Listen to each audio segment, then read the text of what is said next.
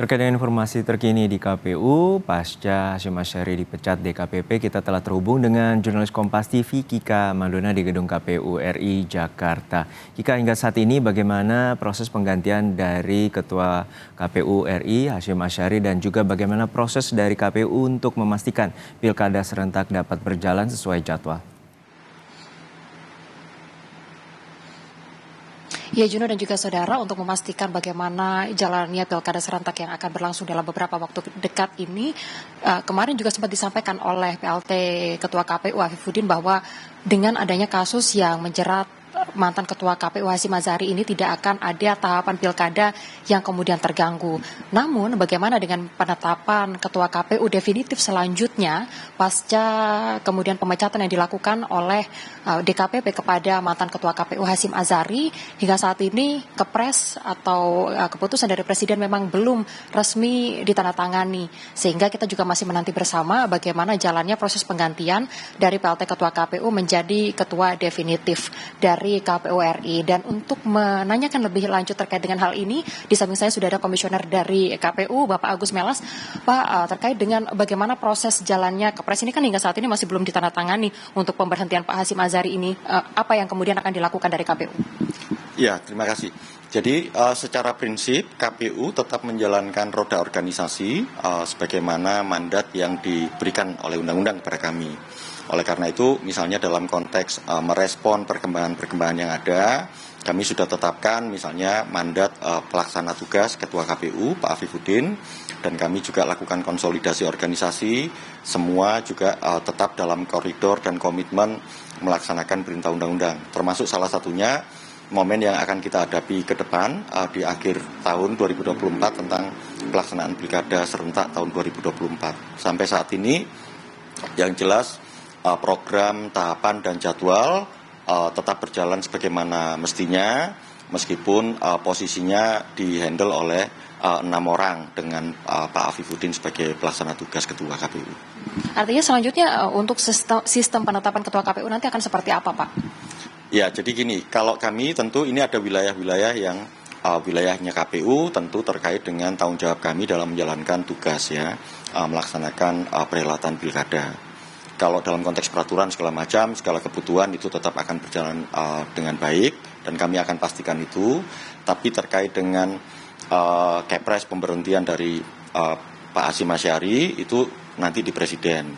Nah, kalau kepresnya keluar tentu itu nanti akan berpengaruh pada tahap berikutnya terkait dengan pelaksanaan pergantian antar waktu, yang itu prosesnya di Komisi 2. Nanti setelah itu baru akan ada penetapan dilantik oleh Presiden untuk PAW-nya. Nah, kita tunggu saja.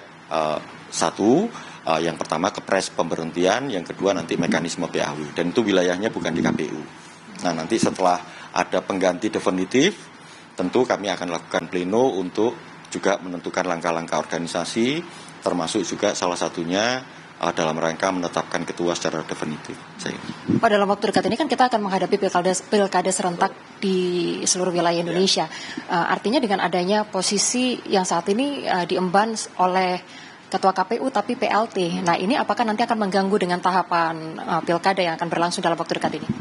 Ya, sejauh ini ya, kalau dalam konteks pelaksanaan beberapa kali pemilu, situasi yang sama juga pernah dialami oleh KPU, di mana ketua KPU-nya dilaksanakan oleh seorang PLT. Dan itu secara prinsip kalau berdasarkan pengalaman, dan saya kira kami juga akan mengalami hal yang sama, relatif tidak mengalami kendala yang berarti untuk itu.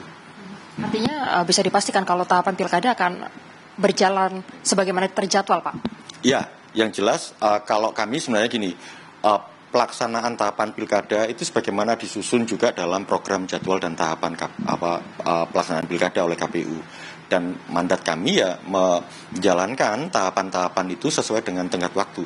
Tidak ada alternatif yang lain di situ. Pak, kalau untuk pergantian dari PLT ke definitif, Ketua KPU definitif, batas waktunya berapa lama sih, Pak? Yang jelas kalau batas waktu sampai definitifnya memang tidak diatur, tapi yang diatur adalah di peraturan KPU nomor 5 tahun 2022, PLT itu bisa menjalankan tugas paling lama 3 bulan dan bisa dipilih lagi untuk 1 kali, jadi teoritis 6 bulan. Tetapi begini, Yang jelas keputusan tertinggi di KPU itu ada di tangan pleno. Jadi bisa saja nanti sebelum 3 bulan kami sudah bisa melakukan pleno untuk menetapkan ketua KPU secara definitif. Jadi itu ruang geraknya di kami di situ. Terima kasih waktunya bersama kami di Kompas TV. Ya, tadi seperti yang disampaikan bahwa untuk pemilihan dari ketua KPU dari PLT menuju ke definitif ini ada sejumlah aturan yang ada di KPU. Di antaranya adalah masa jabatan dari ketua KPU PLT ini bisa berlangsung selama 3 bulan dan bisa dipilih kembali di 3 bulan berikutnya. Artinya masa PLT ini akan bisa berlangsung 3 bulan sebanyak 2 kali. Sementara itu saudara, untuk ketua KPU definitif hingga saat ini juga masih dinantikan siapa nantinya yang akan kemudian dilantik oleh Presiden. Tentunya kita juga masih akan menanti bagaimana dan kapan waktu dari Presiden untuk kemudian mengeluarkan keputusan Presidennya atau Kepres terkait dengan pemberhentian mantan ketua KPU yaitu Hasyim Azhari, yang mana dari proses ini kemudian nanti akan dilanjutkan dengan pemilihan ketua KPU atau pelantikan ketua KPU secara definitif. Kita tunggu bagaimana prosesnya, Juno. Kembali kepada Anda. Baik, terima kasih atas laporan Anda, jurnalis Kompas TV, Kika Madona dari Gedung KPU RI Jakarta.